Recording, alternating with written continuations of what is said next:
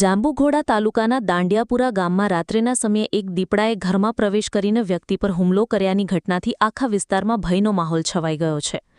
મળતી માહિતી અનુસાર દાંડિયાપુરા ગામની રાઠવા ફળીમાં રહેતા વિક્રમભાઈ રણછોડભાઈ રાઠવા પોતાના પરિવાર સાથે ઘરમાં સૂવાની તૈયારી કરી રહ્યા હતા.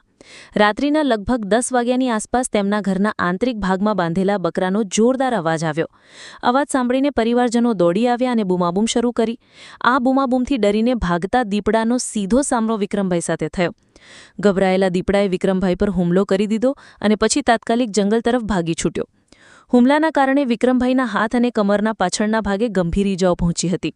તેમને તાત્કાલિક જાંબુઘોડા સામૂહિક આરોગ્ય કેન્દ્ર લઈ જવામાં આવ્યા હતા અને ત્યારબાદ વધુ સારવાર માટે વડોદરા ખસેડવામાં આવ્યા હતા. ઘટનાની જાણ થતે જાંબુઘોડા વન વિભાગની ટીમ ઘટના સ્થળે પહોંચી હતી. સ્થળ પંચનામું કરીને જરૂરિયાત મુજબ આગળની કાર્યવાહી શરૂ કરવામાં આવી છે. સ્થાનિક લોકોમાં ઘટનાને લઈને ભારે રોષ ફેલાયો છે અને તેમનો માંગ છે કે વહેલી તકે દીપડાને પાંજરે પાડી અન્ય સ્થળે ખસેડવામાં આવે જેથી ગામમાં ફરીથી આવી ઘટના ન બને.